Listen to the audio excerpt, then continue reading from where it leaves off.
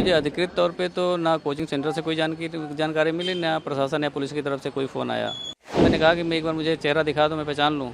तो बोला सर ये पुलिस केस है, हम दिखा नहीं सकते। 6 बजे 6:30 बजे के बाद दोबारा गया मैं। तो मैंने कहा भैया आप तो दिखा दो, रात में तो आप मना कर रहे थे, रात में नहीं दिखा सकते। तो बोले अभी जब तक पुलिस नहीं आएगी, आईओ नहीं आएंगे, तब तक हम नहीं दिखा सकते। मेरी ये डिमांड है कम से कम कि जो कोचिंग के ओनर हैं उन पे गैर इरादतन हत्या का मुकदमा ज़रूर दर्ज हो।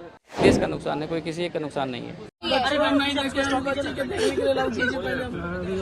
मेरी भतीजी है श्रेया यादव, जिसकी कैजुअलिटी हुई है। तो क्या पता लगा आपको, क्या जानकारी मिली? देखिए मुझे अधिकृत तौर पे तो ना कोचिंग सेंटर से कोई जानकारी मिली, ना प्रशासन या पुलिस की तरफ से कोई फ़ोन आया। लेकिन मैं न्यूज़ देख करके खुद ही जा करके वहाँ पे अप्रोच किया। तो वहाँ पहुँचने के बाद डीसीपी साहब थे मेरे ख्याल से। जब नाम पूछा उन्होंने मेरा, मैंने बच्ची का नाम बताया, तो बोले कि एक बार आप जो है आरएमएल में जाकर देख लीजिए। तो रात तकरीबन 2:30 बजे मैं यहाँ आ गया था। तो मोचरी में 3 बच्चों की डेड बॉडी रखी थी, 2 बेटियाँ थीं और एक लड़का था। तो उससे मैंने कहा कि मैं एक बार मुझे चेहरा दिखा दो, मैं पहचान लूँ। तो बोला सर ये पुलिस केस है, हम दिखा नहीं सकते। फिर बोला एक पेपर है मेरे पास, आप उसको देखना चाहें देख लें। तो उनमें 3 बच्चे थे, एक श्रेया यादव भी नाम लिखा हुआ था। तो फिर मेरी इतनी हिम्मत नहीं हो रही थी मैं उसके अंदर जाकर देखूं भी, मेरी स्थिति ऐसी नहीं थी। फिर मैं बाहर आके गाड़ी में बैठ गया। फिर सुबह तकरीबन 6 बजे 6:30 बजे के पास दोबारा गया मैं। तो मैंने कहा भैया आप तो दिखा दो, रात में तो आप मना कर रहे थे, रात में नहीं दिखा सकते। तो बोले अभी जब तक पुलिस नहीं आएगी, आईओ नहीं आएंगे, तब तक हम नहीं दिखा सकते। तो मैंने कहा चलो कोई बात नहीं, इतनी बात मेरी इनसे हुई। आपको जैसे आप टीवी देख रहे थे, क्या आपको जानकारी मिली जब आपने देखा, क्या था मतलब? हाँ कितने बजे का समय था मैं जब न्यूज़ देखा तो तकरीबन 11:15 का समय था। मैं खाना वाना खा के उसके बाद बैठा, तो मैंने सोचा न्यूज़ देख लूँ। तो उसमें ये आ रहा था कि राव आईएएस स्टडी सर्कल के बेसमेंट में पानी भर गया है और रेस्क्यू ऑपरेशन चल रहा है और बहुत सारे बच्चे फंसे हो सकते हैं। करीब 20-22 बच्चे बाहर निकाले गए हैं। तो उसमें फिर कैजुअलिटी की एक आ गई खबर कि एक बच्ची की कैजुअलिटी हो गई। फिर मैं 5-7 मिनट बाद 2 बच्ची की कैजुअलिटी आ गई।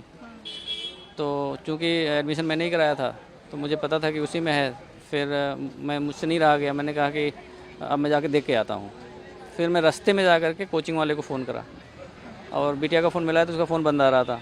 तो कोचिंग वाले को फ़ोन मिला, एक बंदा आ रहा था। एक दूसरा नंबर मैंने मिला, दूसरा मिल गया डीपी सिंह कोई हैं। तो डीपी सिंह से मैंने पूछा, मैंने कहा कि क्या आपके कोचिंग में इस तरह कोई घटना हुई है? बोले हाँ हमारे कोचिंग है, रेस्क्यू ऑपरेशन चल रहा है। तो मैंने कहा मेरी बिटिया का एडमिशन हुआ है श्रेया यादव, क्या वो भी तो नहीं है इसमें?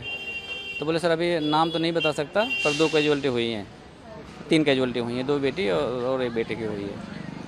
तो फिर मैं मतलब बहुत ही मिसमैनेज लग रहा था। तो मुझे लगा कि पहले मैं जाके पीजी में देख लूँ उसके, क्योंकि पीजी मैंने दिलाया था, मैंने रखवाया था। तो मैं पीजी में करीब 1 बजे पहुँचा। तो 1 बजे जब पहुँचा वहाँ देखा तो उसके रूम में ताला लगा हुआ था। तब मेरा डाउट और हो गया कि फ़ोन मिल नहीं रहा है, रूम में ताला लगा हुआ, रात 12-1 बज रहे हैं, तो अगर होती तो यहीं आती। फिर मैं दोबारा वापस आया, वहाँ डीसीपी साहब से मैंने पूछा तो उन्होंने बताया कि आप एक बार आरएमएल के में जाके मोचरी में देख लीजिए। तो मैं करीब 2:30 बजे से यहाँ हूँ रात। इस तरह की घटनाएं जब होती हैं, मतलब किसी वजह से किसी की जान चली जाए, बिना किसी कारण की जान चली जाए किसी की, मतलब बदइंतजामी से, और एक जान की कीमत तो वो जानता है जो माँ बाप जिस बच्चे को पैदा करते हैं, पालते पोसते हैं, बड़ा करते हैं, तो उसकी पीड़ा तो वही जानते हैं। अब जो सिस्टम की जिम्मेदारी है वो सिस्टम को अपने जिम्मेदारी को लेना चाहिए। और प्राइमा फेसिया मेरी ये डिमांड है कम से कम कि जो कोचिंग के ओनर हैं उन पे गैर इरादतन हत्या का मुकदमा ज़रूर दर्ज हो, ताकि जितने और कोचिंग सेंटर्स हैं, चाहे मानक से बनने हैं नहीं बनने हैं ये तो बात का विषय है, लेकिन कम से कम वो उनकी अपनी जवाबदेही ये हो जाए कि अगर मेरे से कोई लापरवाही होती है, मेरे सेंटर में कुछ ऐसा होता है, तो पहली जवाबदेही मेरी हो जाएगी। तो इसको रोका जा सकता है और रोकना चाहिए। ये देश का नुकसान है, कोई किसी एक का नुकसान नहीं है।